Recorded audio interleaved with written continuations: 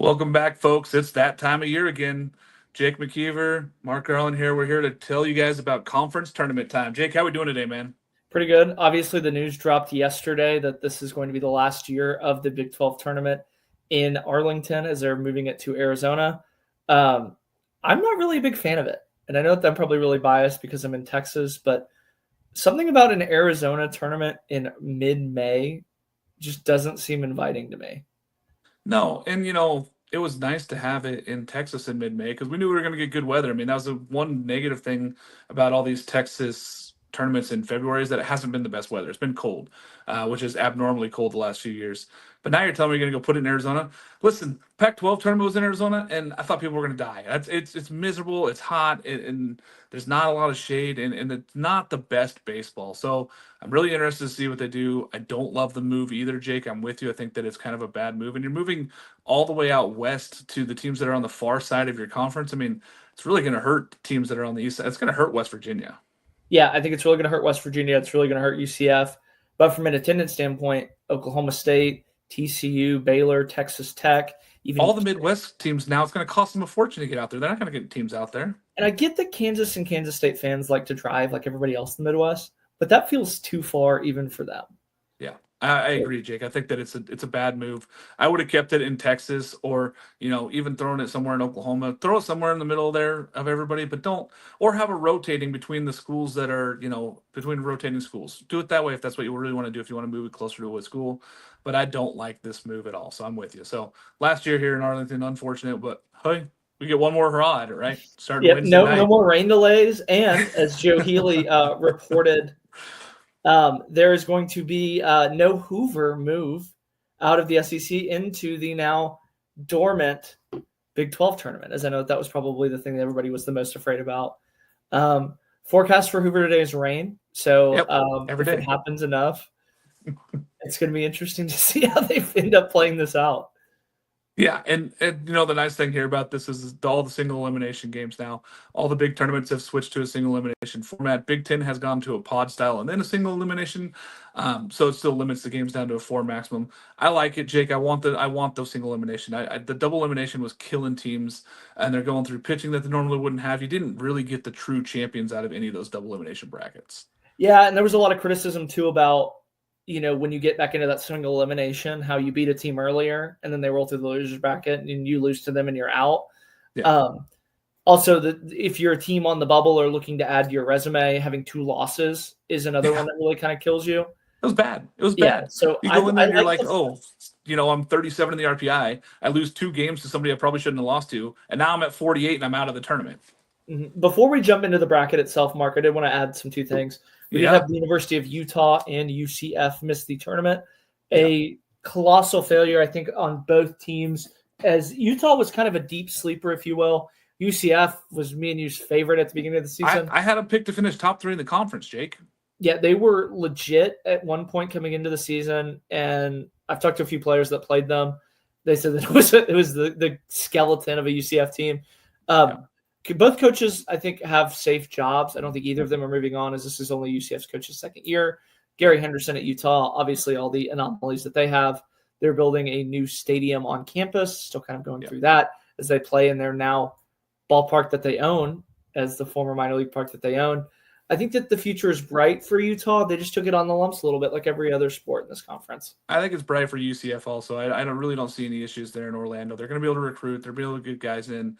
I think this was kind of a fluke of a season for them. Remember, they were in my top 25. I think they were in your top 25 at one point this season. Yeah. I mean, they had a few good wins, if I remember correctly. Yeah, they started off like 12-2. Like, this was a team that started off hot. They played teams, they beat them. It was shocking to see their demise impact in Big 12 play.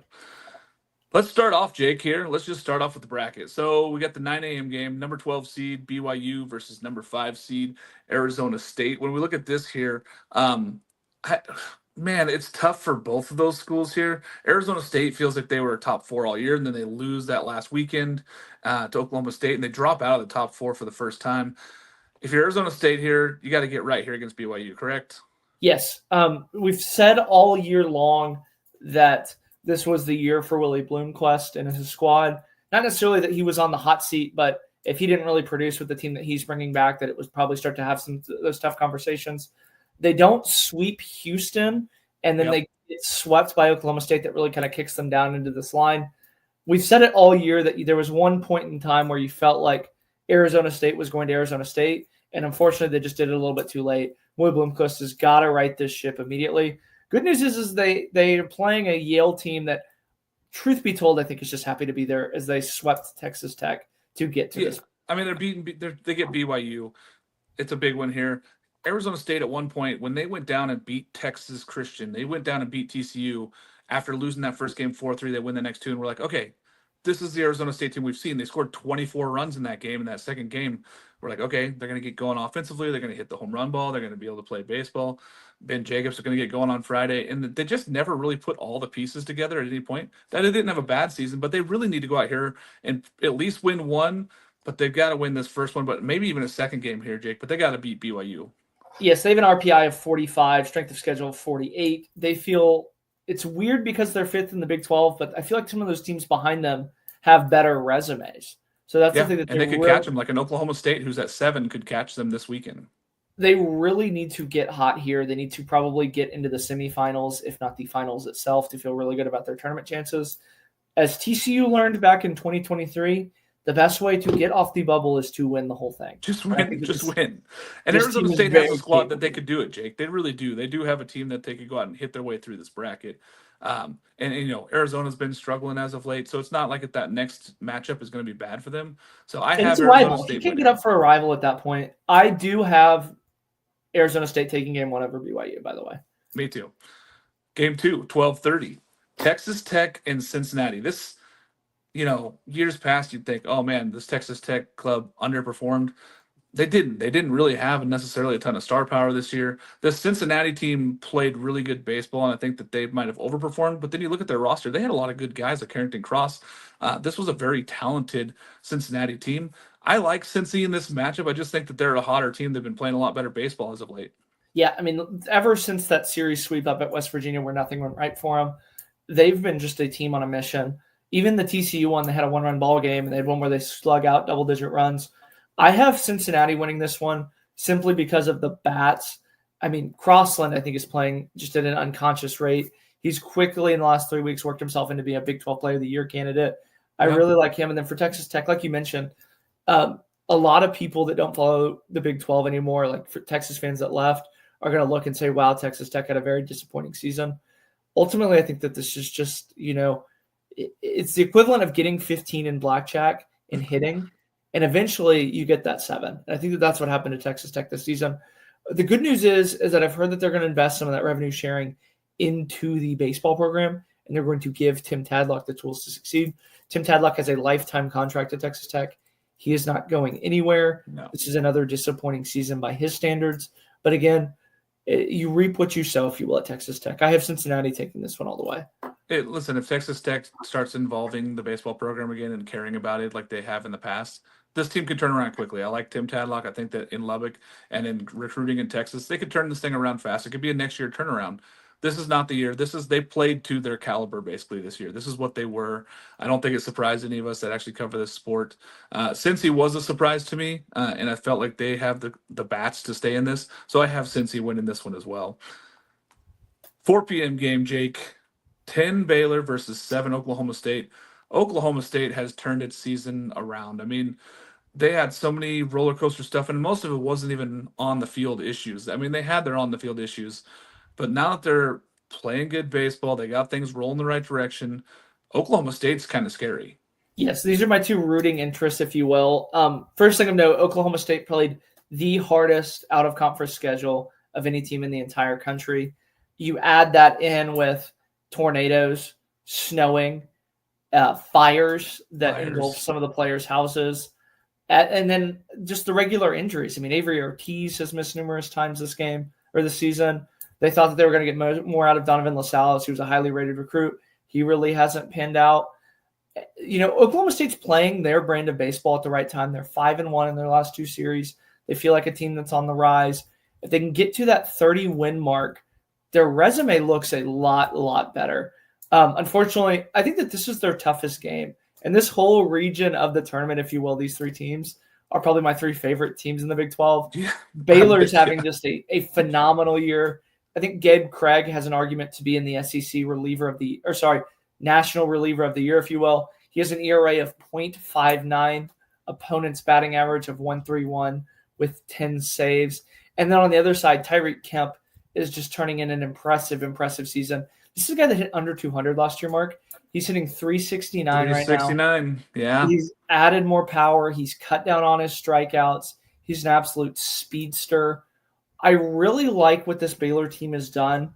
Every year it seems like they kind of hit this lull in May. And if they can get through this lull, I feel like they're a dangerous team if they can get past Oklahoma State.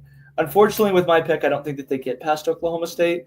But again, that this is a very talented Baylor team that's definitely not going to roll over. I am taking Baylor because I think that they're going to throw all their arms in this one. I think that they're going to win this game. They realize that this is a one-game play-in for them, that they have to win this game right now. Oklahoma State's probably looking at the big picture, that they have to win a couple games. They have to win through this thing. Now, Oklahoma State's been playing the better baseball, but I'm taking Baylor because I think that they're going to throw everything they have at this one, Jake. And they've had a terrific season for their standards. They've really played a lot better than people thought. Yes, I had them as one of my under-the-radar Big 12 teams. If you would remember where they were about a month ago, I would have felt really good about that pick. Unfortunately, they've really hit the lulls. I think Oklahoma State's probably going to go with Bodendorf, so that's going to be a really tough matchup for that Baylor team. But again, if they can get into the bullpen, that really is where they are susceptible. Oklahoma State's pitching coach obviously announced his retirement today, so they have a little bit more to play for. That's ultimately why I went with Oklahoma State, but these are two of my favorite squads in the Big 12. Yeah, I'm good either way with this one, but honestly, I just think that Baylor is going to just try to come out and do everything they can. And Oklahoma State's the more talented team, no doubt. 8 p.m. game is going to be Houston versus Kansas State. Kansas State has been struggling lately. Houston has played really good baseball this year and really bad baseball this year. They've been all over the board, Jake. This Houston team can hit, they can pitch a little bit, but they haven't ever put it together for a whole weekend. When you look at both these teams here, I know Kansas State is struggling, but I got to lean towards Kansas State coming out of this one. Yes, I have Houston losing this one to Kansas State ultimately, but I should say this. Houston is a lot better than their record kind of leads on. They make the Big 12 tournament for the first time after coming over last year. The thing that's been really impressive for me is the pitching for this Houston team. Anton Jean has a really good ERA. Paul Schmitz, who's been their Friday guy, is another one that's really kind of shoved at times. And the lineup's got a ton of depth, I should say.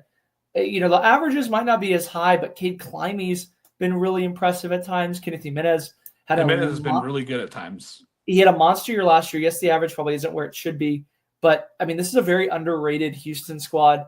I did go with Kansas State, but I think that this one will surprise people with how close it is. Here's you a question, by the way. Yeah, absolutely. Kansas State sits behind Arizona State in the hunt for the tournament. They have less wins than Arizona State. Do you feel like Arizona State is ahead or behind Kansas State in the pecking order? I feel like Arizona State feels like they're behind Kansas State. And I think that I personally think that Arizona State's ahead of them, but I think that the country would probably think that Kansas State is ahead of Arizona State. I would say that too. And it was one of those ones where I had assumed that Kansas State was a lock for the tournament and that Arizona State was the one playing on the bubble. And it feels like on paper it should be reverse. I feel like this Kansas State game gets a little bit more credit than some of the other teams in the Big 12. Is it just because we expect more from Arizona State and they kind of faltered late in the season? Because they could have been a top four and then we wouldn't even be talking about this. We wouldn't even have this conversation. They won 37 games.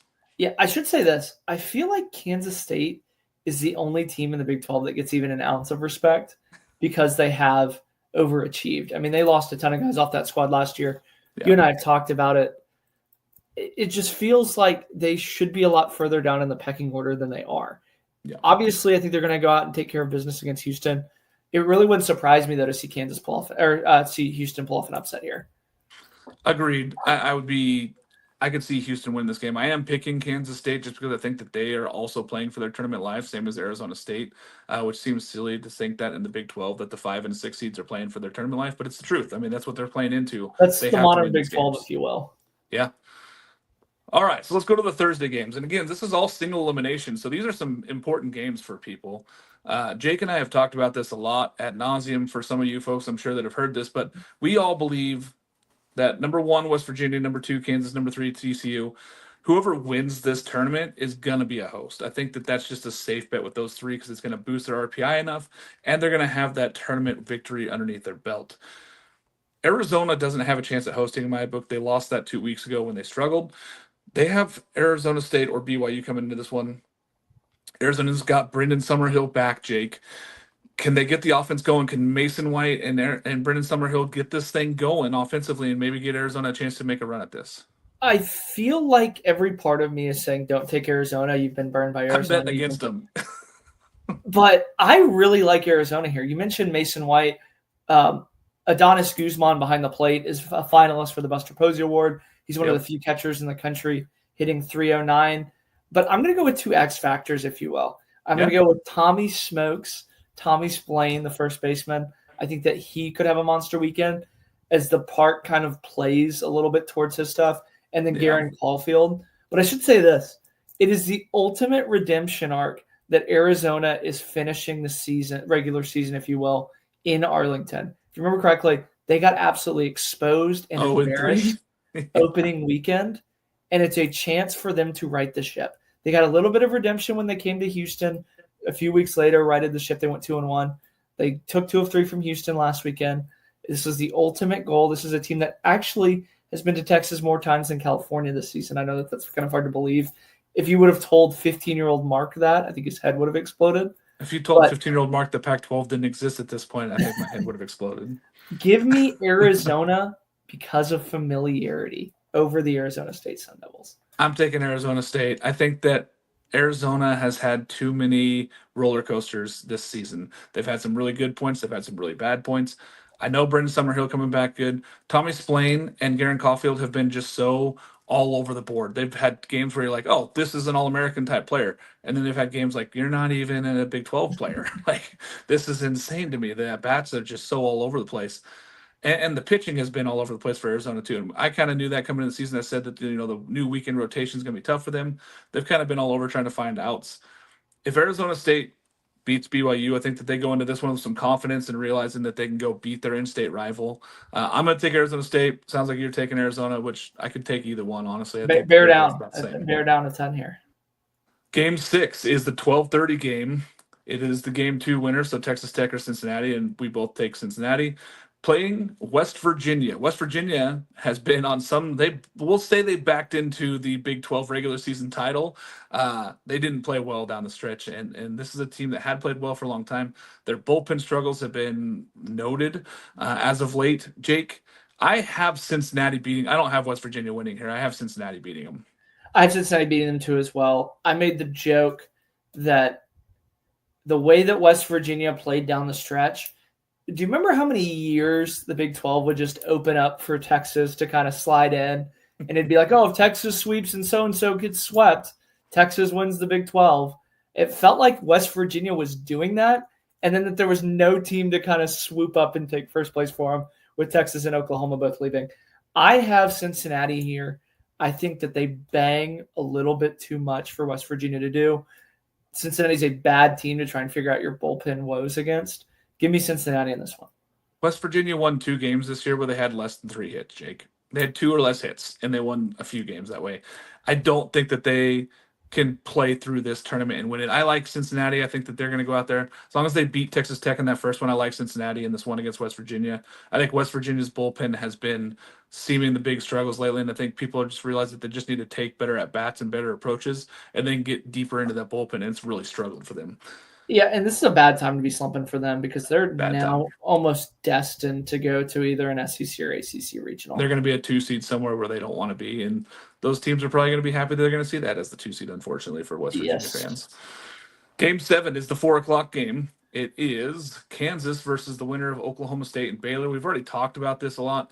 Either one of those schools going to play in Kansas, who now has 41 wins on season high, or their record high for season wins. I like Kansas. I think that there's just so much momentum for Kansas right now, especially the way that they took care of business against West Virginia there to end the season. I love this Kansas squad. I want Kansas to host, and I don't know if that's just my heart, but I'm taking Kansas here, Jake. This was the single hardest game for me to pick. I feel That's like that fair. scene with That's Wesley 100% Snipes where he's fair. crying with the gun. That's what I'm having to do with Kansas. I have Oklahoma State. I think that the game means just a little bit more to Oklahoma State than it does to Kansas. Kansas feels like an absolute long shot to be a host, and I think deep down they kind of realize that. They're in uncharted territory. This is their highest finish in the Big 12 ever. It is their most wins in school history, most conference wins in school history. I think Kansas is going to use the lessons learned by our forefathers in the SEC that the conference tournaments don't matter if your resume is good enough. I have Kansas having a quick exit because I think Oklahoma State just needs this a little bit too much. But I think Kansas is going to be very, very surprised and happy with how they finish up in a regional. Yes, I think that they're going to be a 2 seed unless they can win this game against Oklahoma State and beat the next one. We'll see what happens. I'm hopeful that Kansas can win this. I've been very public saying that I don't think Oklahoma State's resume says that they should be in the tournament. But if Oklahoma State were to win 2 of these games, I'd put them in, and I think that that would be enough for me to say, yep, that's fine. That's enough for their resume. I should say this, Mark, and again, I hinted at this a little bit earlier, but I thought that I would give you the cold, hard facts on it. If Oklahoma State were to win 3 games, that would get them to 30 wins. That Yeah, feels like their number. 29 and 22 doesn't look as good as 30 and 22 or 30 and 23. No, if they lose one of these 2 games, I think they're out also because that just doesn't do it for me. Like I said, yeah, they had to cancel a lot of games this season. They didn't get to play as many as they wanted to in this whole season, but they had opportunities to beat teams and they didn't. And so now that comes to fruition. They have to come out here and beat teams that are in front of them. Game 8, 7:30 game. It's the Game 4 winner, so Houston and Kansas State versus TCU. I have TCU all the way here. I think TCU is finally putting their stuff together. They've found their weekend rotation, guys. They've looked really good. I think TCU is probably gonna walk away with this one versus Kansas State or Houston. I feel that too as well. I mean, this is a TCU team that's absolutely dripping with star power. Sawyer Snyder is probably going to win the Big 12 Freshman of the Year. Carson Bowen is playing with a cracked rib. Cracked ribs, yeah. At least he gets another day off because they got the first round bye. So they don't play until Thursday. Yeah, he's got a first round bye, so his cracked rib will be a little bit more healthy. But I think the thing that's been the most impressive for me for this TCU squad, yes, they have a lot of headliners on offense, but the defense of Silva and Jack Bell at third has been phenomenal. I think it's one of the best left sides of the infield defensively. Anthony Silva's kind of returned to form, if you will. The strikeouts are a little bit higher than I think Kurt Solos would like them to be, but I think he's taking a lot of high quality at bats, and the power just really jumps off at you. To me, it's the pitching, right? They lost 2 of their weekend starters before the season even began. One in Ben Elliott just literally before the season began. And you're like looking at that going, how are they going to ever get through this? How are they going to get enough arms? They've done that, Jake. They've done a really, really good job of finding guys out there to go out there and win baseball games for them. And this is a gritty team. Sarlis has got a gritty team here moving forward. I think that this TCU team is playing the way that he has always envisioned TCU baseball to play, and they're going to go out there and take care of business. So there was no highlights to say this is the number 1 team in the country or any of that stuff going on. They're not going for a national seed. This is a team that's battling to get that 16 seed and get as a host team. I would love a Lupton regional, by the way. Yeah, I mean, it really. This plays out to TCU. This gives them the opportunity. All they have to do is win with their RPI. If they go win the conference tournament, I have them in as hosting. People have been asking me why I've had them in my hosting bracket that I keep releasing. It's for this reason. They could go win this. This is their style of tournament. They could go win this bracket. They are the host team. They have the best pitching, I think, in this Big 12 conference. That's what I'm saying. They have in the deepest because guys have been tested. They've had to go out there and throw innings that they probably weren't supposed to this year. So I really like where TCU's at. All right, semifinal game up top there. We have Arizona State, or BYU versus West Virginia, Cincinnati, Texas Tech. We all chose, between you and me, we chose Cincinnati. Cincinnati versus Arizona or Arizona State. I think that the Arizona schools this is probably the end of the run here for the Cincinnati run. I think that one of the Arizona schools gets to the final. I went with Cincinnati because this feels like the one where both the Arizona schools or BYU run out of pitching. And again, I said it earlier, you do not want to have to be figuring out pitching when you're playing the Cincinnati team. Give me Cincinnati in a shootout. I feel the same way, Jake, but the other way, where I don't think that you want to face Arizona State when Cincinnati's out of pitching. I feel like this one could be like one of those gorilla ball games where we're looking at 22-21 down the stretch here. This could be a lot of runs in that semifinal game. Going to the other side, TCU versus Kansas or Oklahoma State, as we've picked. If it's TCU Kansas, give me that all day long for a semifinal, Jake. If it's TCU and Oklahoma State, give me that all day long. I mean, that's really good baseball. I'm good with either one of those matchups. I do have TCU winning that game no matter who it's against. I have Oklahoma State winning that game. I think, again, they're playing for a lot more than TCU is. Yes, TCU is playing to be that host. Oklahoma State's playing for their tournament lives. They feel like they feel really good about 3 starting pitchers. This is where they'll use number 3. Again, they have a little bit deeper of a bullpen than I think people give them credit for. But again, I think that this is going to be, 7-5 Oklahoma State, if you will. So you've got Oklahoma State versus Cincy in the final. I have Arizona State versus TCU in the final. I'm taking TCU in that evening game on Saturday. I think that TCU wins this bracket. Jake, who are you going with between your call? The Cincinnati Bearcats. You're taking Cincinnati to win the whole thing. Yes. I love it. I mean, I'm all for it. This is one of those brackets I look at, and there's like 2 teams that three that I say can't win it. BYU, Texas Tech, and Houston. Even if they get by their first round games, I don't think any of those teams have enough firepower to get through. Every other team, the other 9 teams in this bracket, could honestly win this thing, and it wouldn't necessarily surprise me. Yeah, I think Baylor would kind of give you a little bit of surprise. Kansas State would give you a little bit of surprise. But again, those are 2 high quality teams that at times have looked like the best team in the Big 12. That's what I'm saying. It's only 4 games winning for those teams. Like, it's not like it's a crazy task asking them to win 6 games in a double elimination bracket coming from there. Yeah. I could see that. I just don't see BYU with the firepower. Texas Tech not this year, and Houston not this year either, with how the up and down they've played. Yeah, but I should say this: it wouldn't surprise me if Houston beat Kansas State. Yeah, I can see them winning a game, 100%. I could fully understand that. I think that'd be a successful year for Todd Whitting. By the way, I know that his tenure is probably starting to get a little bit of a shadow cast on it. I think that this is where Houston probably should be, regardless of who the coach was. I think Whitting's doing a phenomenal job at Houston. And if he wins a game in the Big 12, don't let Whit get hot. It's a place that should be able to recruit here in the future, Jake, especially if they keep putting money towards facilities and start getting that place built back up and being in the Big 12 now. It's a possibility. Who needs games here? I mean, we agree. West Virginia, Kansas, TCU, Arizona, they're all in. So any of the 4 seeds that have gotten in here are in.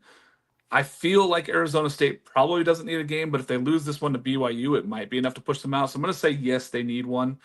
Cincy and Texas Tech, do you think Cincinnati has to win this first game to have any shot? I think so. I think that they really do. They feel like they're in, but at other times you don't want to be sitting near that cut line on the bubble waiting around for a ton, like Kentucky in the SEC, if you will.